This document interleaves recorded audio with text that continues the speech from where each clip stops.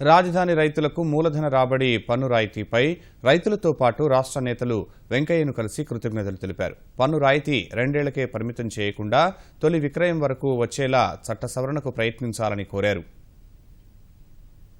Amaravati capital కోసం land pooling ఇచ్చిన రైతులందరూ మన తాడికొండ ఎమ్మెల్యే శ్రవణ్ కుమార్ గారితో, అట్లాగే మంగళగిరి ఇన్ఛార్జ్ గంజి చిరంజీవి గారితో 60 మంది రైతులు వచ్చారు. క్యాపిటల్ గెయిన్స్ ట్యాక్స్ ఎగ్జెంప్షన్ సరిపోదని చెప్పేటప్పటికి వెంకయ్యనాయుడు గారు కూడా 2 సంవత్సరాలు కాదు, 5 సంవత్సరాలు కాదు, 10 సంవత్సరాలు కాదు, కానీ ఫస్ట్ ట్రాన్సాక్షన్ ఎప్పుడు జరిగినా ఆ ఎగ్జెంప్షన్ ఉండాలని నేను కూడా ఫైనాన్స్ మినిస్టర్ గారితో చెప్తానని కూడా చెప్పేది జరిగింది.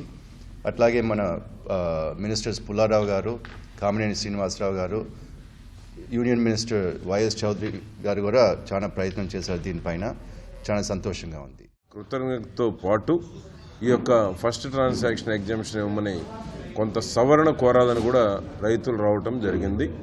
దానికి కేంద్ర ప్రభుత్వంలో మోడీ గారికి, జైట్లీ గారికి, అదేవిధంగా పెద్దలు వెంకయ్యనాయుడు గారు, సుజనా చౌదరి గారి కృతజ్ఞత తెలియజేయటం, వెసులుబాటు కల్పించడం, పన్ను మినహాయింపు ఇవ్వటం అనేది ఏదైతే ఉందో దానివలన రాబోయే రోజుల్లో ప్రభుత్వం చేపట్టిన అనేక అభివృద్ధి కార్యక్రమాల కోసం భూమిని ప్రభుత్వాలు సేకరించేటప్పుడు ఇలాంటి సౌకర్యాలు కలగజేస్తే రైతాంగం కూడా భాగస్వామ్యం అయ్యి అన్ని ప్రాజెక్టులు విజయవంతమయ్యి మరి పరిశ్రమల స్థాపనకు కానీ కొత్త ప్రాజెక్టులు చేపట్టేటప్పుడు కానీ ఇలాంటి సౌకర్యం వెసులుబాటు కల్పిస్తే తప్పకుండా అభివృద్ధి చెందుతుందని, అభివృద్ధి నమూనాగా ఇదొక ఉదాహరణ అని తెలియజేస్తూ